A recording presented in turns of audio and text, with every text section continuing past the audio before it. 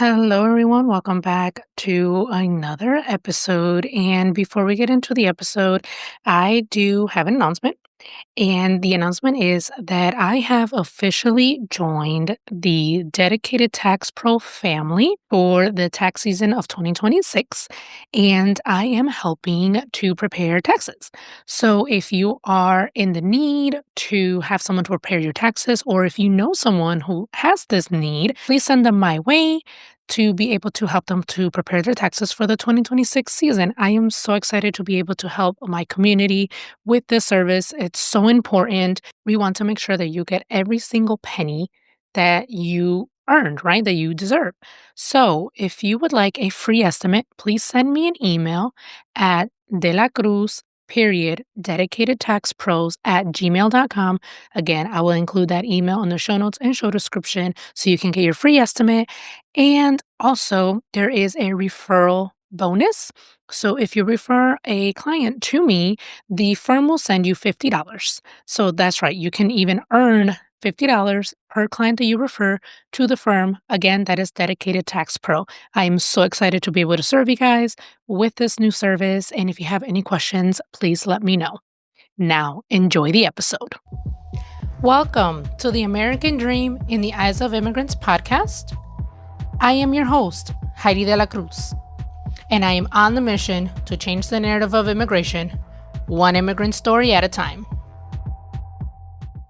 Hello, everyone. Welcome back to another episode of the American Dream in the Eyes of Immigrants podcast. I am your host, Heidy De La Cruz. And today I have Mohammed with us, and he is going to be talking to us about his journey coming to the U.S. from Morocco and also his book, The American Dream for Immigrant Entrepreneurs, A Beginner's Guide to Freedom, Fame, and Fortune in the United States. So, love that. Thank you. Thank you so much for being here today. Thank you so much for being willing to share your story and for writing this book, actually. And can't wait to get into it. So, if you can introduce yourself, who you are, what you do, and then we can get started. Great. Well, good afternoon. My name is Mohammed Rashadi. A lot of my friends call me Mo. It's a lot easier. So I go by Oh, okay. Mo Rashadi. And I am from French Morocco. I was born in French Morocco about 75 years ago. And right now I'm retired. However, I am also involved with few things like writing books, doing some public speaking. I'm involved in raising funds to help build a school in Africa, in West Africa, in Liberia Wow. for orphans. So we are involved with that. I am a Rotarian. I am a member of the Rotary Club in Boise, Idaho. And when I'm not busy with all these things, I babysit for my grandchildren and I play a little golf. So, Oh, so you're retired, but you have a lot going on. oh yeah, I'm what they call retired, rewired individual. Gotcha, gotcha. Yeah. Oh my goodness. So tell us what you remember, a little bit of what you remember from your childhood in Morocco, French Morocco. Yeah, I like I said, I was born in 1950, and at that time, Morocco was under the colonization of France. Mm, So that's why sometimes we refer to it as French Morocco, but it's no longer since 1956 when Morocco got its independence. Well, I lost my dad when I was 12 years old, and I witnessed my mother, she was 34 at that time, raise is her six children. So we were six children in the family. My mother did not write or speak any languages per se, or read or speak. And she was able to really raise all of us and send us to school.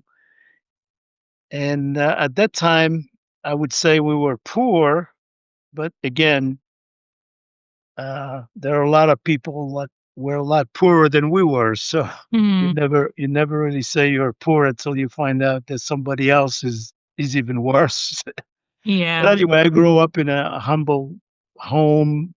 At that time, we didn't have any water or electricity. We had to use lamps or candles. And as far as water, you have to go to the fountains in the village and get water from there. So uh, at 12 years old, I was struggling even with school. But luckily, which I will mention in a few minutes, that I was given the opportunity to attend a Jesuit school in Morocco, which is an agricultural school. Mm. And from there, I was able to get a scholarship, soccer scholarship, to come to the US to study medicine. Oh, and how old were you when that happened? Well, I came to the state in 1970, so I was 20 years old. 20. I Okay, did so not on a speak a word of English. I did not have any money in my pocket. I landed in New York City, wow. JFK, again, not knowing any English whatsoever. Oh, thank you. Thank God we had some friends and some mentors from Catholic Relief Services that assisted me in living in New York City for a few days before I attended college. So, So did you come with, like, a group? Was it like a team that got the scholarship, or did you come by yourself? no, no, just by yourself. I Wow. was fortunate enough to be accepted at this college in Rochester, New York. Mm. But prior to that, I had to spend about 6 months in New York City, in New York Business School at that time. It used Wow. to be a business school just to learn the language, really. I mean, they were doing a lot of typing and accounting, but I was there pretty much to just become acquainted with the English language. So before getting the scholarship, did you have any aspirations to come to the US? No, No? not at all. Not at all. I didn't even know USA existed at that time. Although Wow. I must say that they had shown us videos of JF Kennedy at that time. Mm, Uh, God bless his soul. yeah. So at that time, I think when he was became president, and he was talking about different things in the United States. So, but at that time, I was so young, we didn't really appreciate all that. Yeah, yeah. And the other thing I guess I knew about the United States before coming here is I was able to go to a movie, and I think it's a movie that you probably heard of. It's called West Side Story, and that was my first really encounter with the American culture per se. Yeah, I So think you mentioned that in the book, I remember. right, right, Yeah, yeah, yeah. yeah. I still watch that movie once in a while with my children and grandchildren, and yeah, yeah, it was. Yeah. So tell us about okay, you're arriving in New York City. Tell us like any cultural shock or anything that stood out to you as you arrived to New York City and getting adapted into the American culture. Well, the shock that I had was really had to do with the language. Mm, mhm. Uh, People who speak English in this country speak very fast. I've heard. And it's really hard to follow, even if you know a little bit of English, for us to really assimilate the language or understand the meaning of it was really complicated. When I was in New York City for 3 or 4 days, I was able to get a part-time job at the New York Athletic Club. This was in Manhattan, and what I was working there was handing out keys to the members when they come in. This was the locker room, and members will come in through the door and just shout out their number, like 1126, 1222, and I couldn't follow it all. I couldn't understand it because they were saying it so fast. I mean, it's not like you're saying 1,111. Now they say 1121, 1111.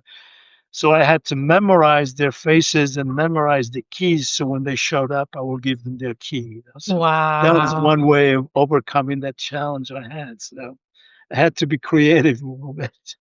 Wow. Oh my The other goodness. shock really was that, you know, I uh, I thought maybe everybody was wealthy in the United States. I thought money grew in trees. I said, "Geez, you're going to come in and you're going to be wealthy on day one." That was not something that really happened. It was not reality. So Yeah, yeah. there were again, watching that movie West Side Story. I thought maybe when I come to New York City, I will see all that, but really, what happened is I started walking Fifth Avenue and Sixth Avenue and Broadway, and it was a different atmosphere altogether. Yeah. Obviously, you are overwhelmed with all the skyscrapers and the lights and New York City. I guess you are a New Yorker somehow, right? Yeah. Oh my goodness. Okay, so how was it visiting Morocco after being in the United States? Well, it took me 2 years before I went back to Morocco. So, needless to say, I was very homesick.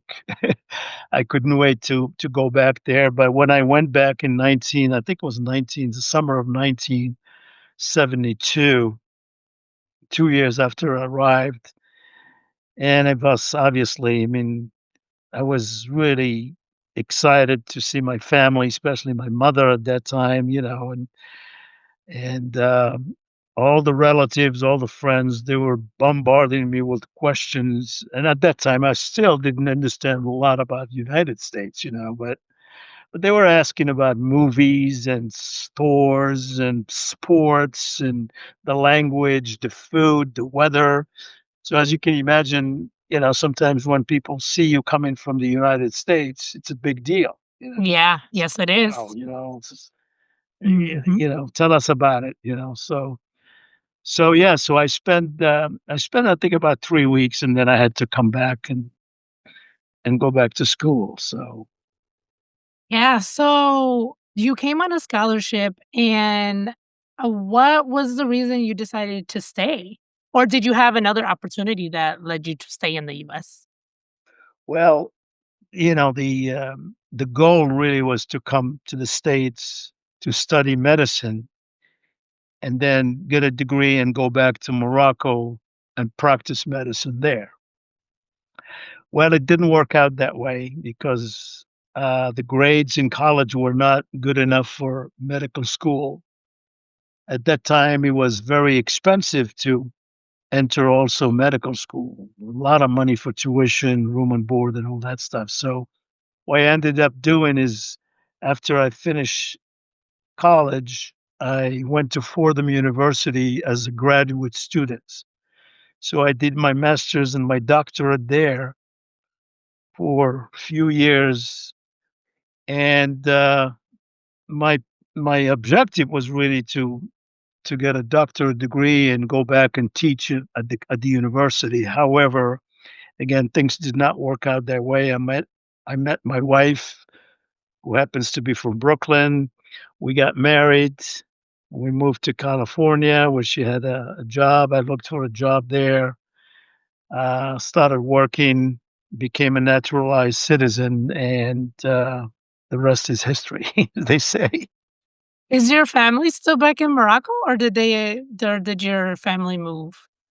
No, my mother always lived in Morocco, Oh, although she came and visited the United States several times. yeah. I had two sisters in New Jersey and in New York. Uh, but now I still have an older brother. I have another brother who lives in France. So he had Mm. moved to France many years ago and got married there and has kid as well too. So Yeah. yeah. And what did you get your degrees in? Well, since I could not get to medical school, my idea was to try to go on the back door. I tried to do what they call medical entomology, which is the study of insects. And I thought maybe, you can do a couple of years, get the master's and maybe apply to medical school again. But again, that didn't work out. So I stuck with entomology, which is the study of insects, which helped me later to work for several chemical companies, Yeah. in Yeah. doing research, doing some training, doing some marketing, sales and marketing. So Yeah. yeah, it was very helpful. Yeah. And in the book, you mentioned, like, you guys did well off for yourself, like, you and your wife, career-wise and everything, although you guys moved a little bit, but in the book, you guys did, pretty well. Oh yes. I mean, when we moved to California, she had a very good job. She was working for a big corporation, international paper company at that time. And I got my first job, which was interesting. It took me about a year to get a job in California because I thought maybe with an entomology degree, you will get a job in California because it's an agricultural state, right? Well, they had more entomologists in California than anywhere else. So just to get a postdoctorate or to get a job with a chemical company initially was very tough, but it took a Yeah. while. Yeah. So I remember very vividly when I got my first job, a real job. It was a company car, um, expense budget, and $35,000. I said, "Wow." It's like, you died and went to heaven. So Like, you were rich. we were very rich at that Yeah. time. Yes, yes. And in both salaries, no kids at that time. Yeah. Although living in California was a little bit expensive, but we managed. So Yeah. Hi, Heidi here. Thank you so much for listening and supporting my podcast, but most importantly, the mission. If you would like to further support this podcast, there are a few ways you can do that. You can sign up for the newsletter. You'll receive the episodes straight to your inbox every time they drop. The link is in the show notes and the show description. You can subscribe to the podcast YouTube channel. And lastly, you can donate money. That link is also in the show notes and show description. If you would like to sponsor an episode or promote your business on this show, send me an email at Heidi@HeidiDelacruz.com. Thank you and enjoy the rest of the episode. So tell us about writing your book. Is this your first book? Because you mentioned earlier that you've written a few. So is this your first one? yeah, that was my first one. And my first Okay. one really was based on my experiences as a student. And I thought that it would be nice to write a guide for, students, but also visitors, tourists, anybody who's coming to the United States, whether they come to study or to start a business. And I said, well, it would be something nice because I was hoping that if when I first came, I would have something like that to So it's read something about. like it's like Yeah, something that you needed when you first got here. Yeah. sure. And one of the things that I like about this book, the first one of the chapters is really about the language. Yeah. Yeah. And I suggest that if you really want to make it in this United States, uh, and make it really in the corporate world, you really need to speak the English language. I know a lot of people speak different languages and they manage as entrepreneur. They don't have to really know English that Yeah. well, but I would think that to succeed and to move up in the corporate world, it would be good to have a mastery of English. So I recommend, before you even come to the States, if you can, learn English at home because Yeah. there are many, many, many universities now around the world that where you can learn the English language and Yeah. learn about the culture and stuff like that. So, Yeah. so I was giving some tips on, how do you really simulate yourself as quickly as possible when you land. Not like what I did Yeah. because took me a while really to learn the English. I mean, they say it takes 6 months to learn English. No, no way. Oh, wow. Yeah, I had not yeah. It heard took that, it but took a little bit of doing to understand and be able to communicate. But yeah. believe me, it was still very tough to take courses like psychology and philosophy in college because it takes a little bit of understanding the English language to be able to excel in those subject matters. So, Yeah, so yeah, it's a guide. It definitely you go through language, you go through like the mindset, you go through setting a plan, you go through it all. And so I was like, man, this really is perfect for anyone who may be thinking of moving to the United States. I mean, I do have listeners that listen outside of the US, so if you are listening and thinking of moving, definitely get his guide because it's you not you cover everything really. Yeah, it was really because, like I said, I didn't know much about the United States myself, not the culture, not the Constitution, not the politics, not religion, whatever, anything. All I knew about the United States, like I said, is the movie and maybe a couple of Yeah. other people that I met, that helped me get here. But Yeah. so yeah, it would be good for anybody coming to the States to just study a little bit about the culture. So once you get in here, you want to get involved with the community. You don't want Mhm. to stay on your own, with your own Yeah. friends and your own relatives, just speak your own language, eat your own food. Really, it's an opportunity to really discover the culture, and because it's a great culture, and great people from all over Yeah. the world. That's one thing I was shocked, not shocked, but impressed in New York City. I mean, you can see people from all over the world. Did you find any others from Morocco in New York City?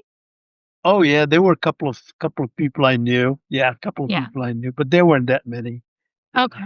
Yeah, a lot of them were in New Jersey or in Florida. I think that's Oh, somehow, you know, you always have certain ethnic groups move to yeah. certain states, Yes. certain Mhm. cities. So, Yeah. yeah. Yeah. So tell us about the writing process for you with writing this book or any of your books.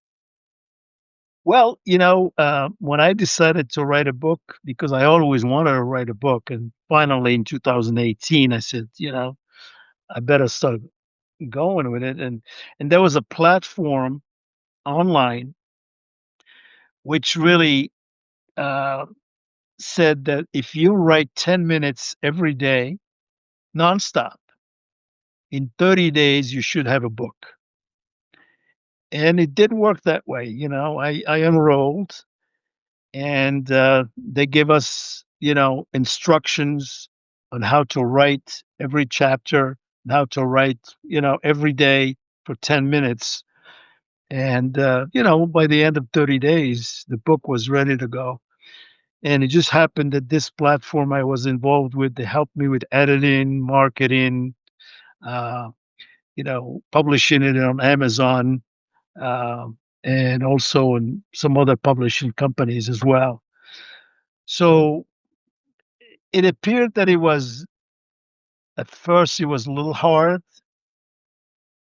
but with all the instructions they gave, chapter by chapter, paragraph by paragraph, you are able to really write down what I wrote in that book in a sense. I mean, that was the first book, so I have no no intention. I had no intention that it will be a bestseller at that time. My purpose was just to share it with my fellow immigrants.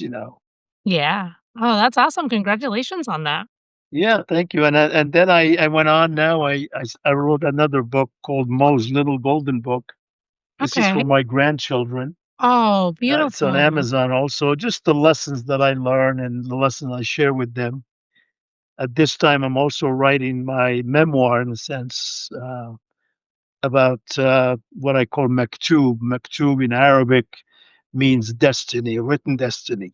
Mhm. Uh, do things happen by on purpose? How did I Yeah. end up here? I'm in Idaho now, Eagle, Idaho. I didn't know Idaho existed at that time Yeah. as well. So here I am with my grandchildren here. So, Oh, well, I would love to read your memoir once it's all published. Let me know. oh, I will. I certainly will. Yeah. Yes. Yeah, Love it's that. writing is very, very therapeutic, and Yes. really, if you want to share anything about your life and about what you learn, writing a book is the way to do it. Yeah. Yeah, I'm a writer And myself, so I definitely yeah, it is very therapeutic. I love that. Yeah. Well, Mo, thank you so much for sharing your journey and sharing a little bit about your book. Definitely can't wait for the memoir to come out so that I can read it and maybe have you back so we can talk about your memoir. You bet. Yeah. I love asking all my guests, wrapping up the episode, is what does the American dream mean to you? That's a wonderful question. The American dream, when you read about it, it tells you that it's a an opportunity really to, regardless where you come from, regardless of what religion you are from, or what culture, there is an opportunity to do good in life in the United States. To me, it's an opportunity, it's freedom, it's family, and it's fortune. Now, when I say fortune, it doesn't really mean that you have so much wealth, but enough that you have a home, that you have a car or two, that you have a family, you raise a family, and that you are free to do certain things that you would not be able to do in other countries. What I say about the American dream, it is unique because there is a dream in every country, obviously. Yeah. But the American dream is so unique because it's really engraved in the Constitution. The founders knew what they were doing when they talked about the pursuit of happiness, liberty, and life. Everyone, all people are equal, and that's to me what I call the American dream, and I lived it. I still Yeah. live it. Yeah. I know it's not as easy for a lot of people because coming to the States, you really have to work hard. You have to sacrifice a lot in Yeah. order to get ahead. But That is once so you're true. up there, and once you to me was education was really the most important part of the American dream, to get an education. And if any suggestion I give to anybody is get as much education as possible, you know. Yes. And that doesn't mean go to school or go learn from life, learn from the culture, learn from the community, get involved, and believe me, it makes a big difference. Yeah.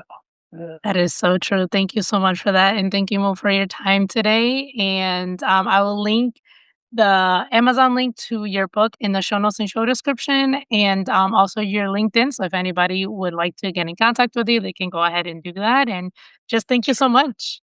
Yeah, thank you. I also have a new website now too. I Okay. didn't share it with you initially. It's called uh the URL is dr like doctor dr morashadi.com. And what it's that's a website for an author, so they can find all my books in there, and hopefully we'll be publishing more as we go. Perfect. I will But include I that one as appreciate well. I appreciate your taking the time, and I know you are so busy with a lot of the podcast and a few other things that you do, and I admire what you do, and I appreciate your what you're doing for the community. So Thank yeah. you. Thank you so much. Thank you for listening to Mami Podcast.